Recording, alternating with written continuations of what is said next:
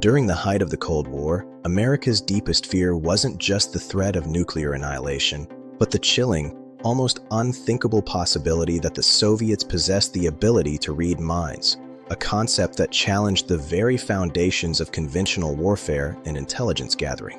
In 1978, driven by these profound anxieties and a perceived psychic gap, the US government secretly launched Project Stargate. This clandestine program was designed to counter this perceived Soviet threat, not with traditional military hardware, but through the exploration and weaponization of human consciousness itself, marking a radical shift in intelligence strategy. The CIA had uncovered intelligence suggesting the Soviet Union was investing millions into extensive parapsychological research. This included studies into telepathy, the direct mind-to-mind communication, telekinesis, the ability to move objects with thought, and most alarmingly, remote viewing, the purported capacity to perceive distant targets using only the mind.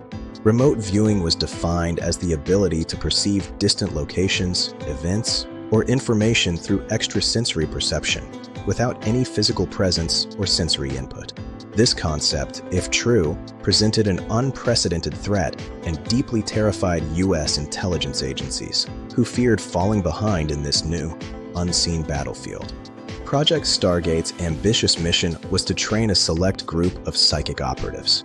These individuals were intended to locate hidden nuclear sites, covertly read classified documents from afar, and spy on foreign leaders, all without ever physically leaving their secure facilities, transforming the very nature of espionage. The program was covertly housed within the highly secure confines of Fort Meade, Maryland, a location known for its intelligence operations. Here, a unique team comprising military officers and civilian psychics conducted their highly unusual and secretive experiments, pushing the boundaries of what was considered possible in intelligence gathering. In dimly lit, isolated rooms, these operatives were given only geographical coordinates.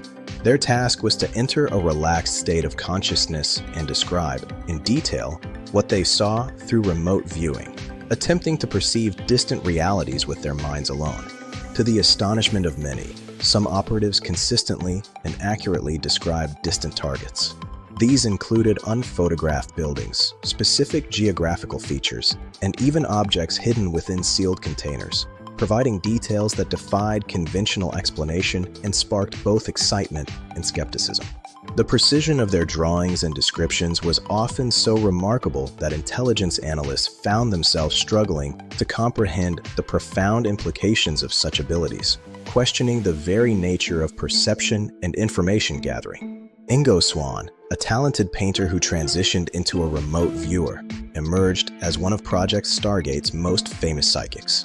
He gained notoriety for his extraordinary claims, including the ability to see places no human had ever physically visited, pushing the boundaries of remote perception. In a particularly famous instance, when NASA provided him with a set of coordinates without any explanation, Swann described a barren Martian landscape, complete with jagged mountains, mysterious dome-like structures, and even humanoid figures working within tunnels beneath the surface, a vision that seemed utterly fantastical at the time.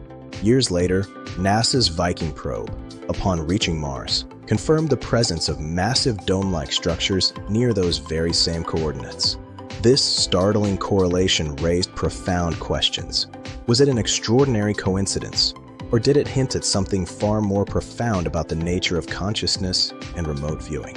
In another documented success, one remote viewer accurately described the precise location of a kidnapped American general.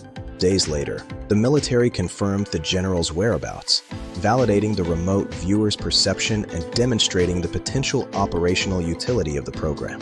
Another operative meticulously drew a Soviet submarine base, detailing the exact number of cranes on the dock.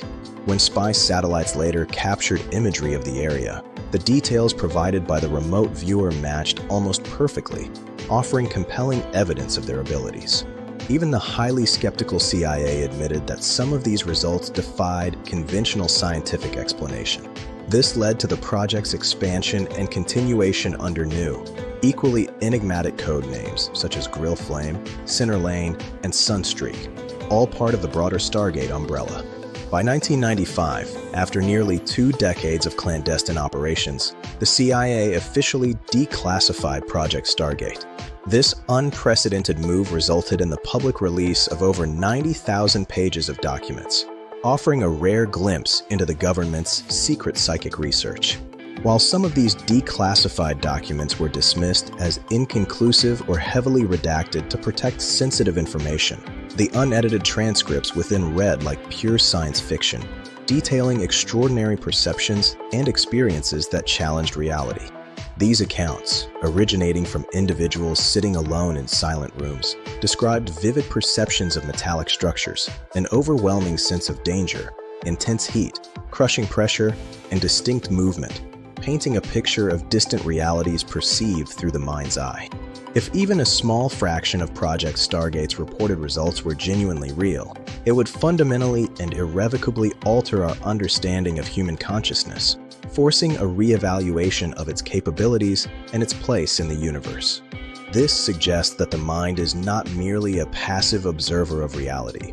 It is an active instrument, capable of perception beyond the 5 senses, and perhaps, in its most potent form, it could even be considered a weapon. Despite being publicly dismissed as pseudoscience and fantasy, the consistent funding and continuation of these programs under various names strongly suggest that a deeper, more unsettling truth was being explored in the shadows, far from public scrutiny.